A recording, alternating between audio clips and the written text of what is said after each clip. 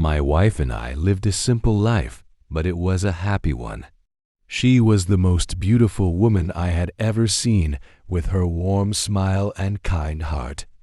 Every day I worked in the fields, planting and harvesting, while she stayed home, managing our small house and cooking the meals that filled our evenings with joy. We didn't have much, but we had each other, and that was enough for me. I loved her more than anything, and I knew she loved me the same way.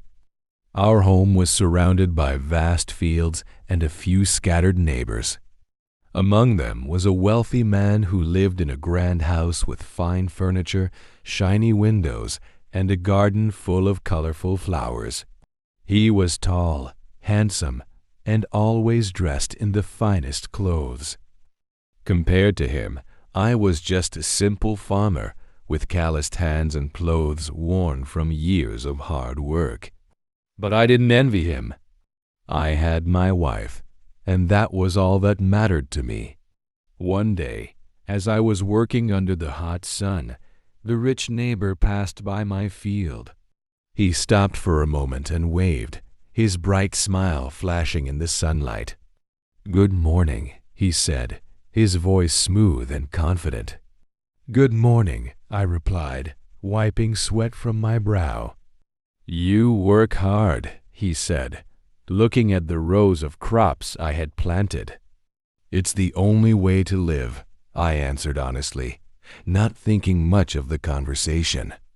He nodded, but there was a look in his eyes that I didn't understand at the time. It wasn't until later that I realized he had been watching my wife. When I returned home that evening, she greeted me with her usual smile and warm embrace, but something felt different. I couldn't place it, so I ignored the feeling and sat down to enjoy the meal she had prepared. Days turned into weeks, and life continued as usual, at least for me. I spent my days working in the fields and my nights at home with her. But I began to notice that our rich neighbor visited my house often during the day when I was not there. At first, I thought nothing of it. Perhaps he was just being friendly. But then, I overheard some of his conversations with her as I approached the house one afternoon. "You're a beautiful woman," he told her, "but your clothes, they don't match your beauty. Why doesn't your husband buy you new ones? Doesn't he care about you?" His words made me stop in my tracks. I stayed hidden, listening as my heart pounded in my chest. "My husband loves me," she said firmly, though her voice carried a hint of uncertainty. The rich man laughed. "If he truly loved you, he would make sure you had the finest dresses, the best in the land. You deserve more than this simple life. Divorce him, and I will give you everything you've ever wanted." My hands clenched into fists, but I didn't reveal myself. Instead, I walked away, my mind racing. Was he trying to steal my wife? Did she believe his words? That night, I couldn't sleep. I lay awake, staring at the ceiling, wondering if she was happy with me, if I had failed to give her the life she deserved. The next morning, I decided to talk to her. "Are you happy?" I asked as we ate breakfast. She looked at me, surprised. "Of course, I am." "Why, do you ask?" "I just want to make sure you have everything you need," I said, my voice quiet. Her smile returned, and for a moment I felt at ease. But deep down, I couldn't shake the feeling that the rich man's words had planted a seed of doubt in her heart. I promised myself that I would do whatever it took to keep her happy, no matter what challenges lay ahead. The days to come would test that promise in ways I could never have imagined. I woke up the next morning determined to make my wife happy, no matter the cost. Her smile was the light of my life, and I couldn't bear the thought of her being sad or doubting my love for her. As I left for the fields, I kissed her on the forehead and promised myself that I would work even harder to provide for her. The day was long and hot, but I worked tirelessly, pushing my body to its limits. The rich neighbor passed by again, as he often did. He stopped to chat, leaning against a tree near my field. "You're always working so hard," he said, his tone casual but his eyes sharp. "Don't you ever wonder if it's enough?" I didn't respond right away. What did he mean by enough? Was he talking about my crops or my life with my wife? Finally, I said, "It's enough for us. We're happy." He smiled, but it wasn't a kind smile. "Happiness is a funny thing," he said, then walked away, leaving me with his cryptic words. When I returned home that evening, my wife greeted me as she always did, but I could see a shadow in her eyes. After dinner, as we sat together, she spoke. "Husband," she began, her voice hesitant, "do you think I'm beautiful?" I looked at her, confused by the question. "Of course you're beautiful. You're the most beautiful woman in the world to me." She smiled, but it didn't reach her eyes. "Then why don't I have beautiful clothes? My dresses are old and worn. A beautiful woman should have beautiful clothes." Her words hit me like a hammer. I realized then how deeply the rich man's words had affected her. He had planted seeds of doubt, and they were beginning to grow. I took her hands in mine and said, "You don't need new clothes to be beautiful. Your beauty comes from your heart, your kindness, and your love." But she pulled her hands away and looked down. "If you loved me," she whispered, "you would want to make me happy. And I want new clothes." I didn't know what to say. I loved her with all my heart, but I had so little money. Every coin I earned went to maintaining our small farm and putting food on our table. Still, I couldn't bear to see her unhappy. The next morning, I went to the market. I had been saving a small amount of money to buy a new plow, but I decided to use it to buy her a dress instead. It wasn't extravagant, but it was new, clean, and colorful. I hoped it would bring her joy. When I returned home, I handed her the package. She opened it, and her face lit up with delight. She held the dress against herself, spinning in a small circle. "Thank you, my dear husband," she cried, her eyes shining. "Now I know you love me." Her words stung. Had she doubted my love before? Was my love something she measured by the gifts I gave her? But I pushed those thoughts away and smiled, happy to see her happy. The next day, when the rich man came to visit, she greeted him at the door, wearing her new dress. She stood tall and proud, and I could hear the satisfaction in her voice as she said, "My husband loves me very much. He bought me this beautiful dress." The rich man, however, was not deterred. "A dress is nice," he said, "but a good husband gives his wife more than that." "A dress is nice," he said, "but a good husband gives his wife," he said, "but a good husband gives his wife more than that. He gives her gold rings for her fingers and necklaces for her neck. Where are your gold jewels?" She didn't answer, and I could see his words planting new doubts in her heart. As I watched from the shadows, I clenched my fists. This man was relentless, and his poison was spreading. He would not stop until he had taken everything from me. That night, as we lay in bed, my wife turned to me and asked, "Husband, why don't I have gold jewelry? Other women have necklaces and rings." Don't you love me enough to give me those things?" Her words cut deep. I had given her everything I could, but it seemed it was never enough. "I love you more than anything," I said, my voice heavy with emotion. "But gold costs money, and I have none to spare." She looked away, her silence like a wall between us. I knew then that the battle for her heart was far from over. The next morning, I awoke to the sound of birds singing outside our window, but their cheerful melody felt hollow. My wife was quiet as she prepared breakfast, her eyes distant. I couldn't blame her.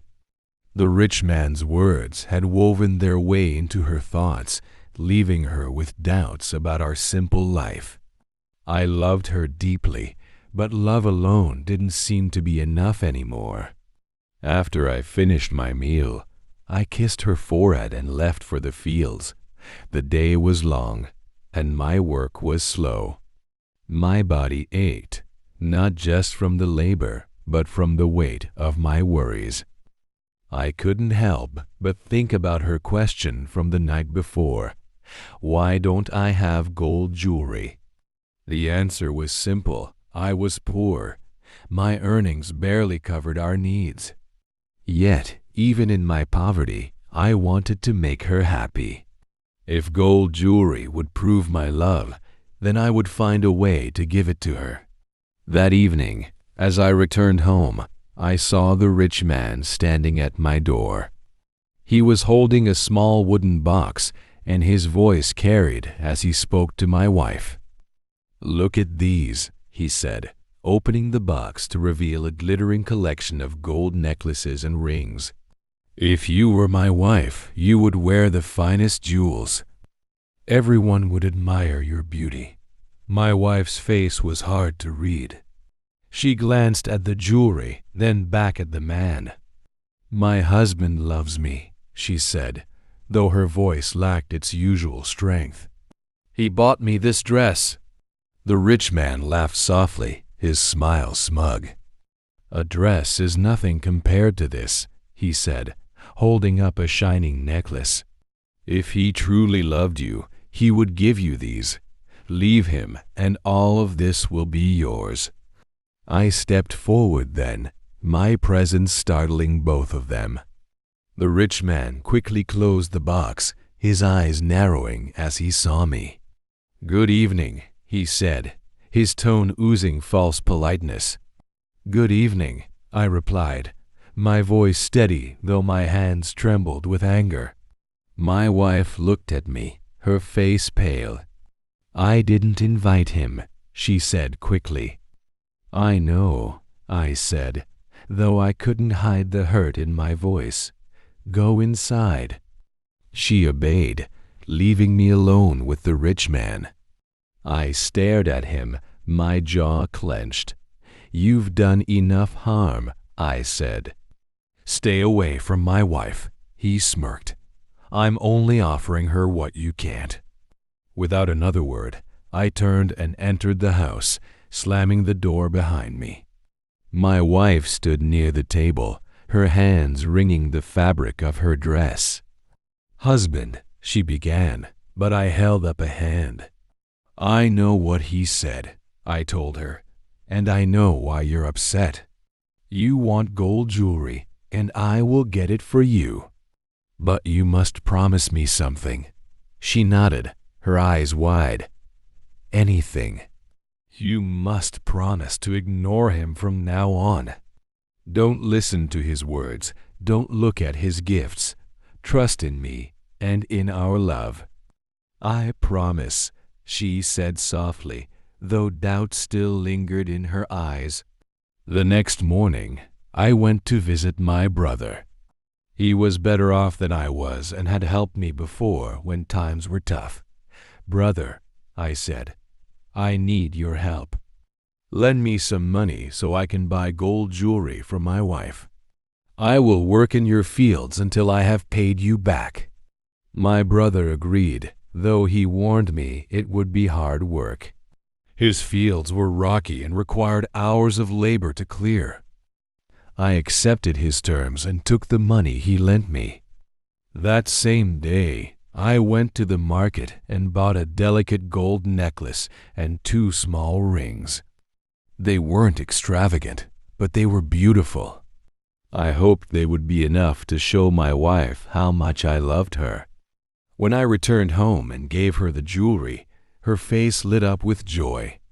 She put on the necklace and slid the rings onto her fingers, turning to me with a wide smile.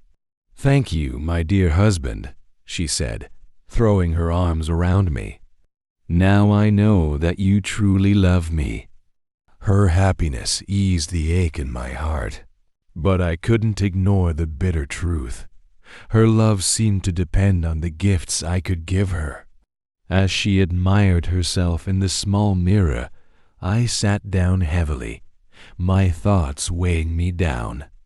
I had sacrificed my savings and committed to weeks of grueling labor to make her happy.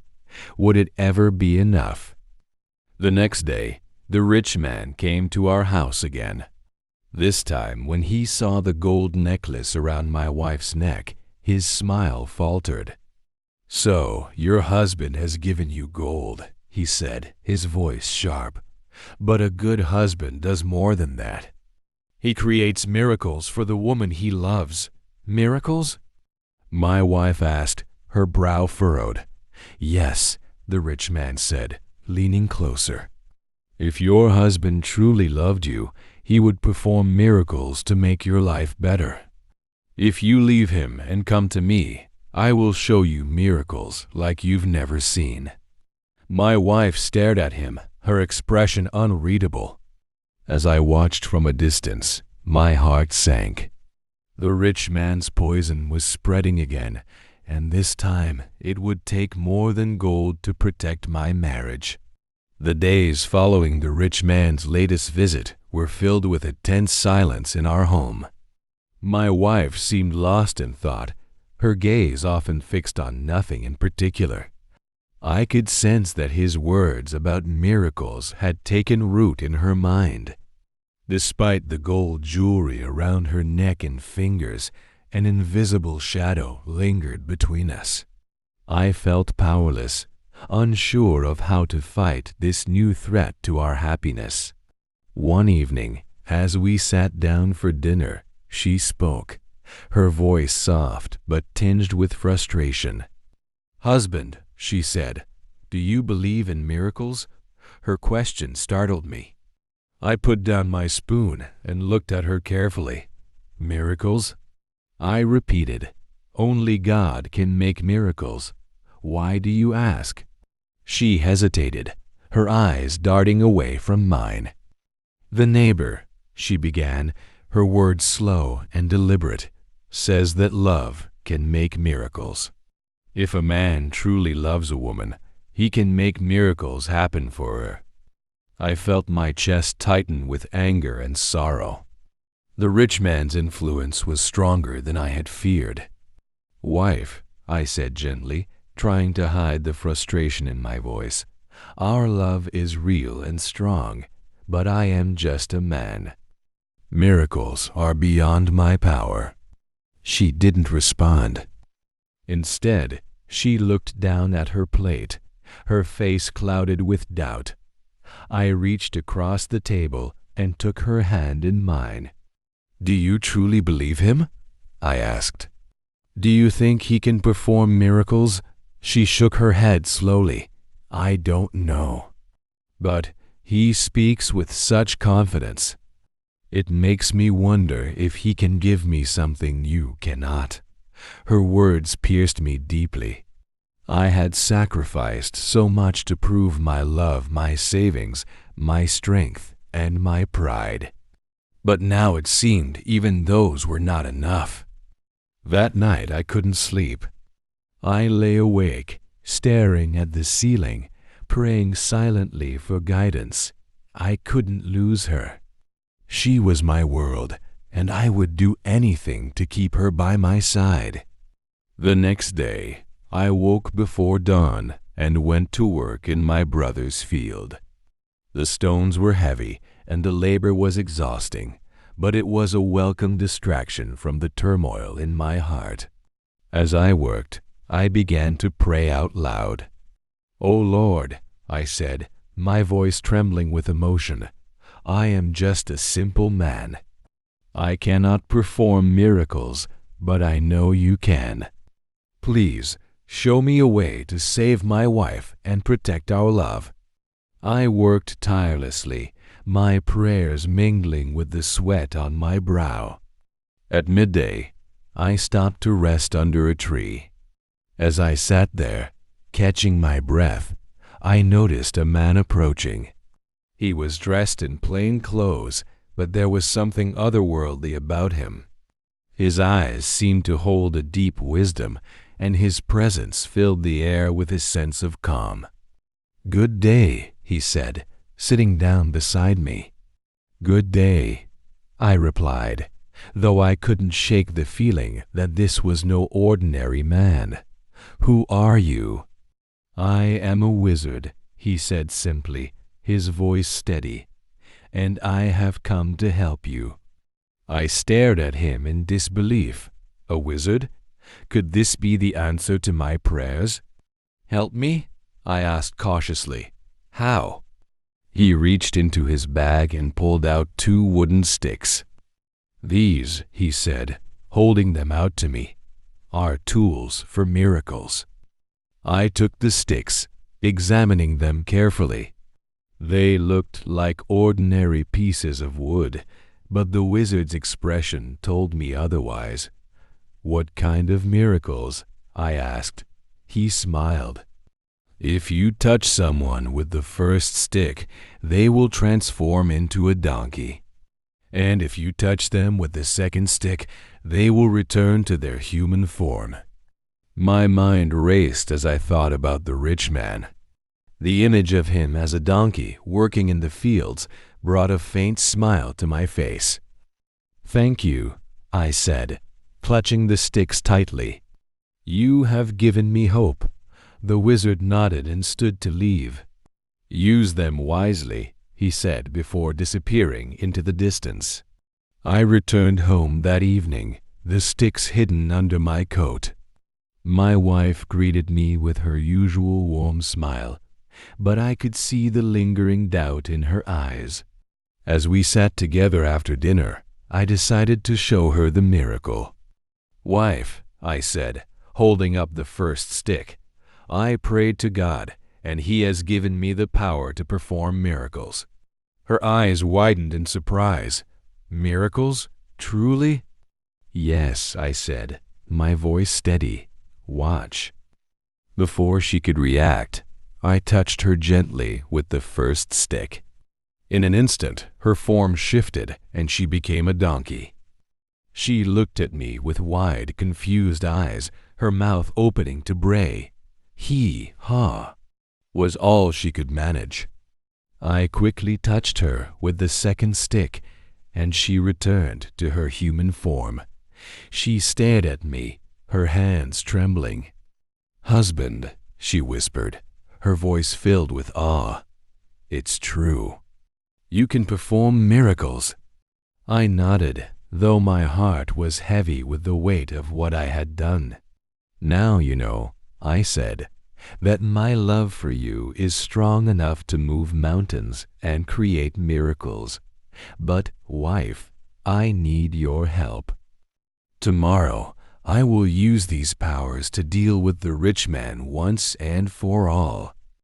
She looked at me, her eyes full of trust and newfound determination. "I will do whatever you need," she said.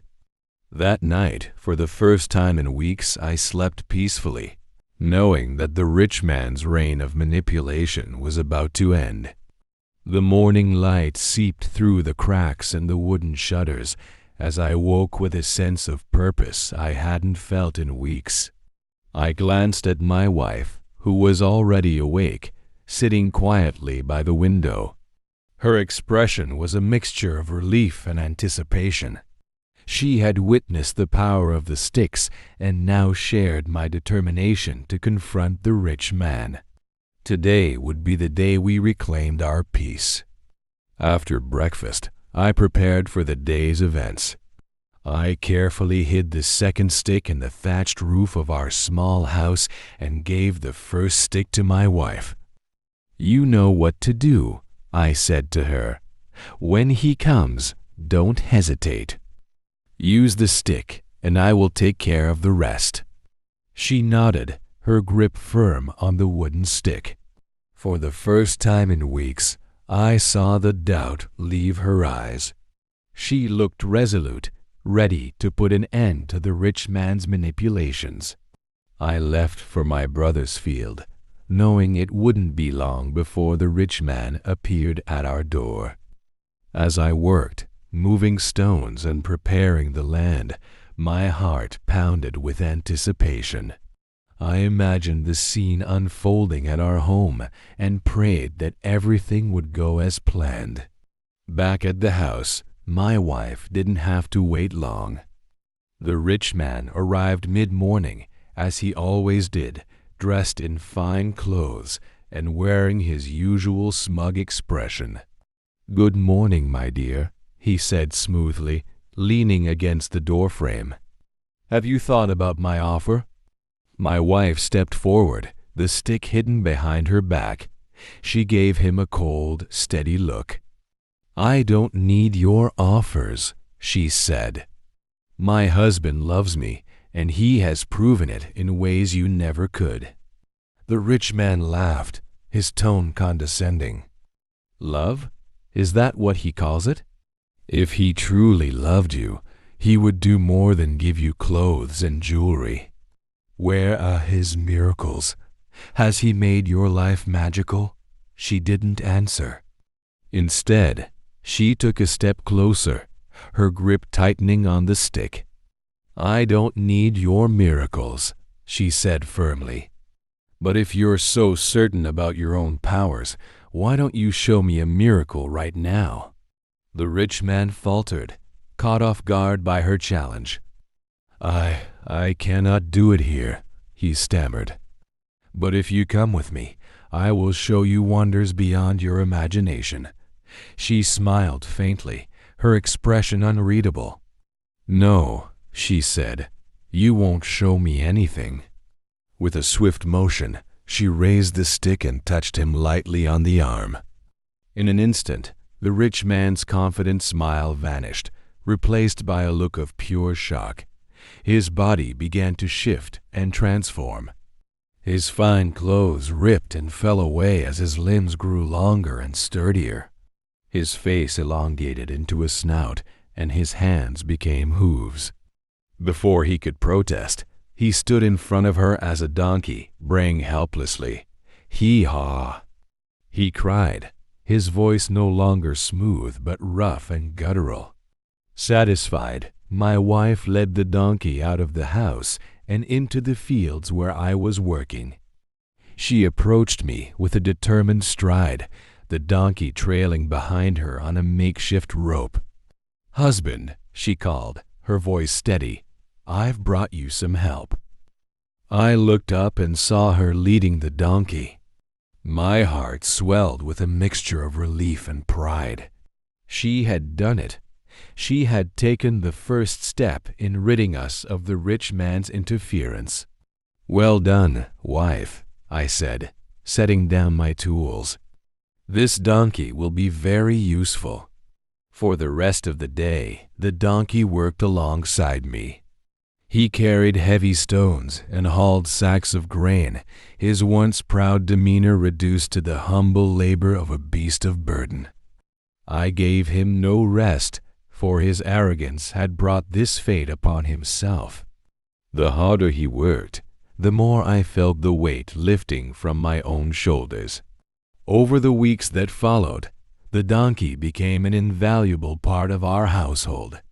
He carried supplies to and from the market, transported firewood, and even helped plow the fields. My wife and I found ourselves smiling and laughing again, the dark shadow of doubt and manipulation finally gone. One evening, as we sat together after a long day's work, my wife turned to me and said, "Husband, I was foolish to ever doubt your love. You have given me more than anyone else ever could, your strength, your sacrifices, and your unwavering heart. I will never listen to another's words again." Her sincerity warmed my heart, and I took her hand in mine. "And I will always do whatever it takes to keep you happy," I said. "But remember, wife, love is not about gifts or miracles. It is about trust, patience, and standing together no matter what." She nodded, her eyes shining with gratitude. We sat in silence for a while, the peaceful sounds of the evening filling the air. The rich man's influence was gone, replaced by a renewed sense of unity between us. But his punishment was far from over. There was still work to be done, and the donkey would play his part. The seasons changed, and the donkey became a part of our daily lives. From dawn to dusk, he labored in the fields, carrying heavy loads of stones and sacks of grain. His braying, once a symbol of arrogance, now echoed as a reminder of humility. With his help, my work grew easier, and our farm flourished. What was once a modest livelihood began to thrive. My wife and I had more than enough food, and for the first time, I felt that life had blessed us with comfort and abundance. Yet, even as I prospered, I couldn't forget the man inside the donkey's form. I had punished him for his arrogance and manipulation, but as the months turned into years, I began to see something different in his demeanor. His once proud defiance had softened, replaced by a quiet acceptance. He no longer brayed in frustration or resisted the labor I assigned him. Instead, he worked diligently, as though he understood the gravity of his mistakes. One evening, as the sun dipped low in the sky, I stood by the fence of my field, watching the donkey rest under a tree. His back was bent from years of work, and his once shiny coat was now dull and worn. A pang of pity struck my heart. Could it be that he had learned his lesson? Could it be time to show mercy? I went into the house and retrieved the second stick, which I had hidden so carefully all those years ago. My wife watched me, her brow furrowed with concern. "What are you doing?" she asked. "It's time," I said simply. "He has worked hard for us, and he has paid for his arrogance. I think he deserves another chance." She didn't protest. Instead, she followed me out to the field where the donkey lay resting. I approached him slowly, holding the second stick in my hand. "Neighbor," I said, my voice steady, "your punishment is over. If you have truly learned humility, then you may return to your human form. But remember this, never again should you covet what belongs to another, and never again should you let your pride lead you astray." With that, I touched him with the second stick. In an instant, the transformation began. His limbs shortened, his fur disappeared, and his face returned to that of a man. When the process was complete, the rich man knelt before me, his back bent and his hands trembling. He was no longer the proud, handsome figure I once knew. His hair was gray, his face lined with age, and his eyes held a deep sorrow. "Thank you," he said quietly, his voice hoarse. "You have shown me the error of my ways. I was a fool to covet what you had, not realizing that true wealth lies in love and humility." I nodded, my heart heavy with the weight of his words. "Go home," I said. "Live the rest of your life in peace, and let this experience guide you to become a better man." He stood slowly, his movements stiff and pained. Without another word, he turned and walked away, his steps unsteady but purposeful. My wife and I watched him until he disappeared over the horizon, the setting sun casting a golden glow on the path he took. That night, as we sat together under the stars, my wife took my hand in hers. "Husband," she said, her voice soft, "I have learned so much from all of this. I was foolish to let his words cloud my judgment, and I am sorry for the pain it caused you. You have shown me what true love is not through gifts or miracles, but through your strength, your patience, and your unwavering devotion." I looked at her, my heart swelling with gratitude and love. "And you have shown me the power of forgiveness," I replied. "We have faced trials, but together we have come out stronger." From that day forward, our lives were filled with peace and prosperity. The rich man never returned to disturb us again, and my wife and I grew old together, our love deepening with each passing year. The sticks were never used again, but I kept them as a reminder of the lessons we had learned, that love is not measured by wealth or power, but by the strength of the bond we share and the trust we place in each other.